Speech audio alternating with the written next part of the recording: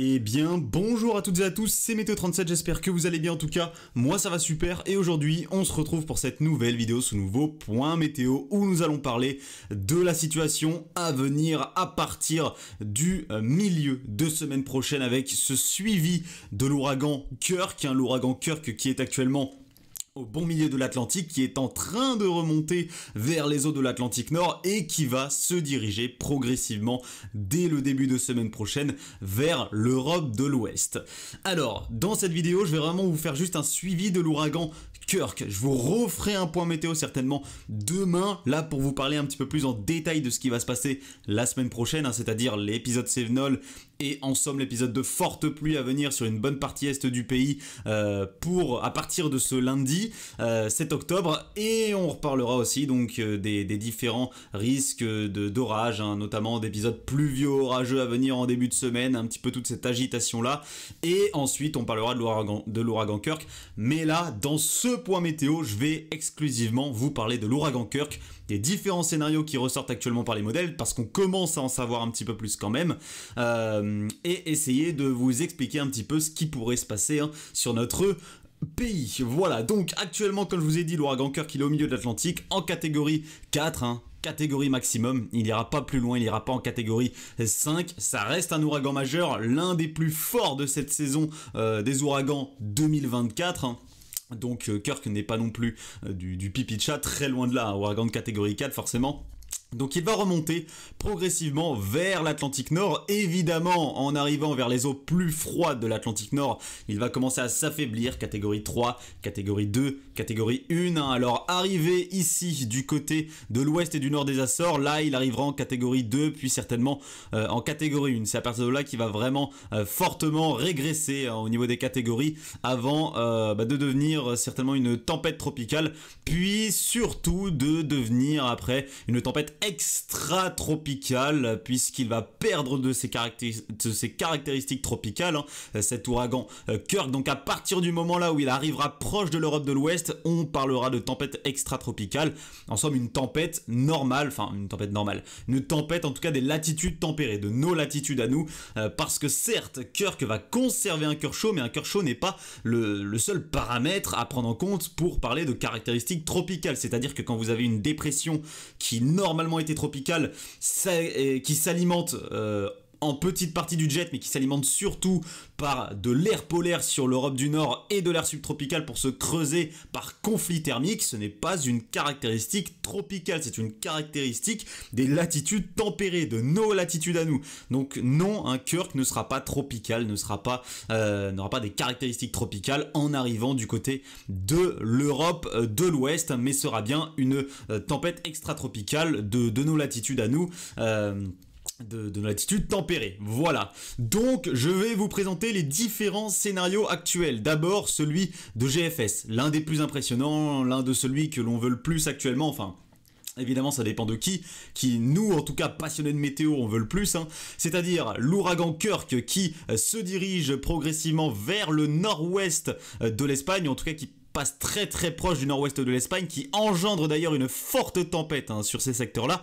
Les modèles sont en accord là-dessus, que ce soit les Européens, les Américains, Canadiens, Allemands, tous les modèles sont en accord sur l'émergence ici d'une forte tempête du côté du nord-ouest de l'Espagne, due évidemment à l'influence de l'ex-ouragan Kirk.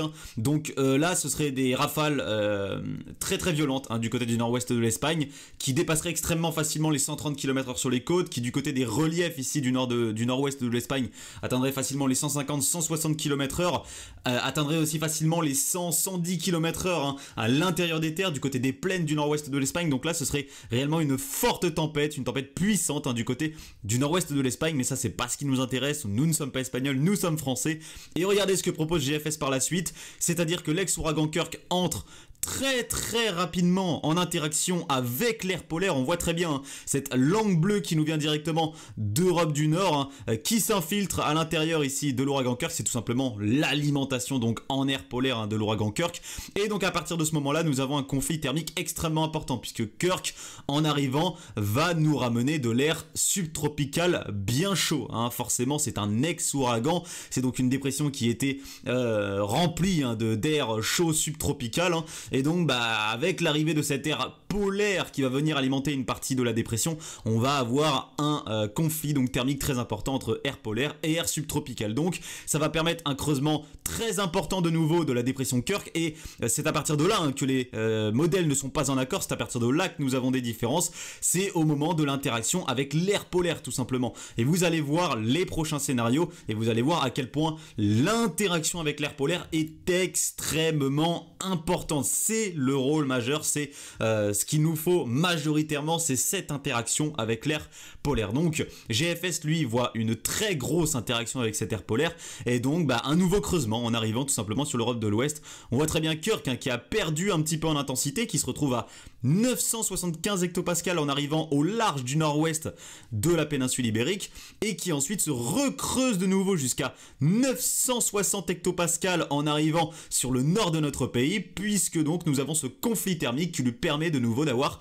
ce creusement extrêmement rapide. On peut presque parler de dépression bombe. Alors là c'est pas une dépression bombe parce qu'on passe de 975 à 960, c'est pas assez, et puis c'est un ex-ouragan, donc je ne sais pas trop si on peut vraiment parler d'une dépression bombe. C'est pas vraiment une dépression qui s'est développée d'un coup sur l'Atlantique, mais en tout cas c'est une dépression sur GFS avec l'interaction avec cet air polaire qui se creuse extrêmement rapidement et qui permet donc aux isobars de se resserrer, et on voit qu'ils sont extrêmement resserrés au sud de la dépression, là où évidemment le conflit thermique est le plus important. Et donc là avec un scénario à la GFS, eh bien c'est une très forte tempête qui toucherait notre pays, qui toucherait une bonne partie nord de notre pays avec des rafales qui sur les côtes notamment ici du côté de l'ouest du pays, vers les côtes atlantiques, atteindrait extrêmement facilement les 130 à 150 km/h. À l'intérieur des terres, atteindrait facilement les 110 à 130 km/h, voire plus là en arrivant du côté du nord du pays, 130 à 150 km/h dans les terres. Ça ressemble un petit peu là au resserrement de Kiaran ou encore Eunice, souvenez-vous en février 2022 qui avait donné 140 à l'intérieur des terres dans le Nord-Pas-de-Calais. Donc là c'est une situation à surveiller, puisqu'elle peut être très très très dangereuse, en tout cas si le scénario de l'américain l'emporte, puisque l'américain est actuellement plutôt en accord avec son ensemble, est très positif. Alors il y a 30 runs dans l'ensembliste de l'américain. Sur les 30, il y en a 27 qui sont tempétueux, et sur ces 27, il y en a 18 qui voient une violente tempête, une tempête vraiment très forte, presque exceptionnelle. Donc il va falloir surveiller la situation de très près quand on a des déterministes et des ensembles qui réagissent autant.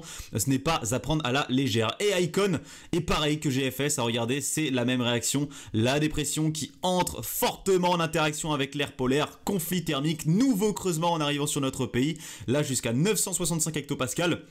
Mais ça n'empêche pas, avec cet important conflit thermique, un resserrement très très important des isobars au sud de la dépression qui là aussi engendrerait une très violente tempête du côté du nord de notre pays. Maintenant, tous les modèles ne sont pas comme ça malheureusement, d'où le fait que nous avons encore beaucoup d'incertitudes actuellement. Et là je vais aller sur le modèle CEP, sur l'européen qui, regardez, voit Kirk prendre la même direction que sur l'américain, ça y a pas de souci, ils sont en accord, mais qui voit Kirk déjà premièrement s'affaiblir beaucoup plus en arrivant vers le nord-ouest de l'Espagne.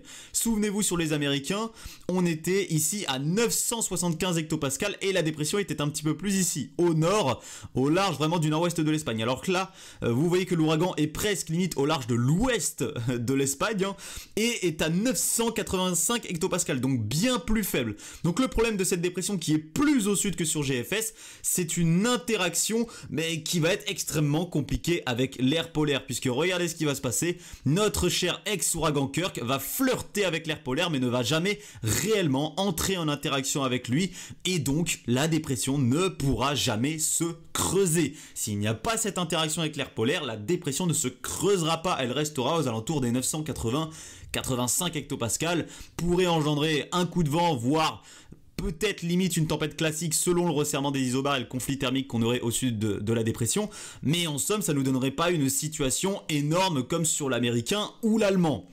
Donc ça c'est le modèle CEP qui est en accord alors qui est en accord, qui est dans la même idée en tout cas que GEM et UCMO avec une dépression, qui n'arrive pas à entrer en interaction avec l'air polaire et qui ne se recreuse pas vraiment en arrivant du côté de l'Europe de l'Ouest et qui donc ne nous engendre pas réellement une bonne et forte tempête comme nous le proposent Américains et allemand. Donc là-dessus, il va falloir surveiller la situation parce que sur l'ensembliste CEP et donc sur tous les runs que nous avons dans l'ensembliste, qui sont 50 cette fois-ci et non pas 30 comme l'américain, nous en avons environ 21 à 23 qui voient une violente tempête. On en a 36 qui voient actuellement une tempête, qui sont tempétueux. Alors ça c'est pour le 12Z dont je vous parle du 12Z. On n'a pas encore l'ensembliste du 0Z, mais en tout cas là dans le 12Z on avait donc voilà 36 tempétueux pour 23 il me semble, un truc comme ça, qui était donc optimiste plutôt pour une violente tempête. Donc on voit très bien ces signaux qu'on a tempétueux ou de violentes tempêtes dans l'ensembliste européen qui nous donne encore malheureusement des doutes puisque ça fait pratiquement un modèle sur deux qui voit une violente tempête dans l'ensembliste américain, dans l'ensembliste européen pardon. Donc voilà, c'est malheureusement tout ça qui nous donne ces doutes et ces incertitudes qu'on a quant au creusement et à la trajectoire de Kirk, puisque regardez ce que l'Européen nous fait. Kirk passe du côté, enfin l'ex-Kirk passe du côté des Pays de la Loire, remonte vers le nord de la région centre, l'Île-de-France et s'évacue ici s'évacue par l'est de la Belgique, le Benelux, en se dirigeant vers l'Allemagne. Alors que sur l'américain, regardez ce que nous fait le centre dépressionnaire de Kirk. Tac, je vais descendre ça un petit peu. Alors, regardez ce que nous fait le centre dépressionnaire de Kirk. Il passe du côté du nord de la Bretagne, voilà, de la Manche et du côté du nord du pays. En somme, il reste extrêmement proche ici des côtes de la Manche. Donc, on voit cette différence de passage au niveau du cœur dépressionnaire de Kirk.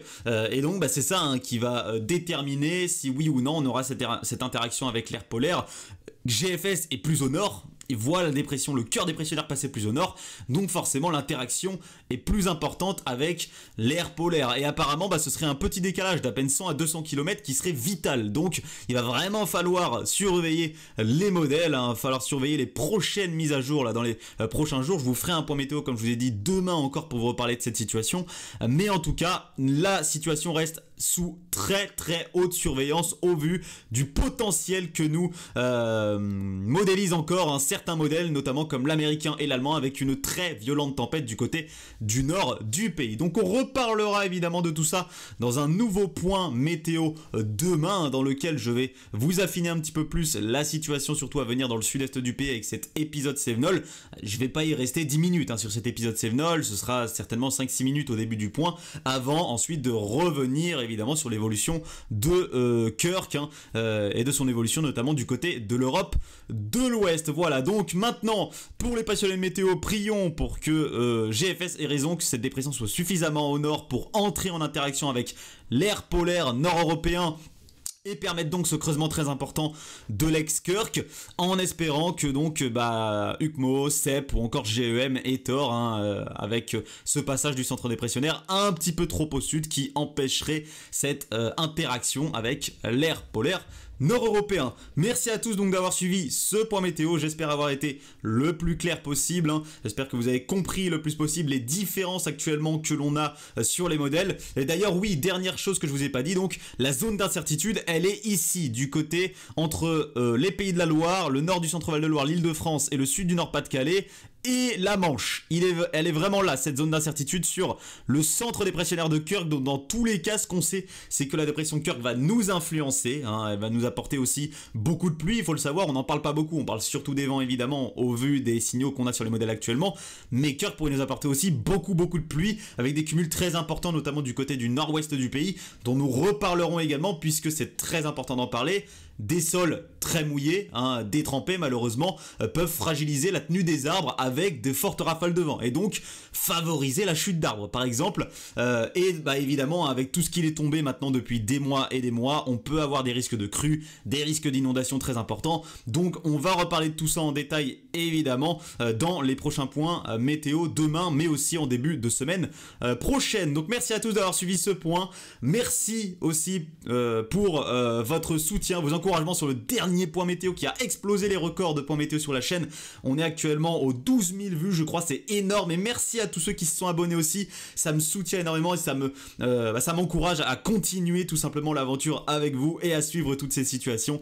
Donc merci du fond du cœur à vous tous et bienvenue évidemment à tous les nouveaux sur la chaîne. C'était Météo 37. Bye tout le monde.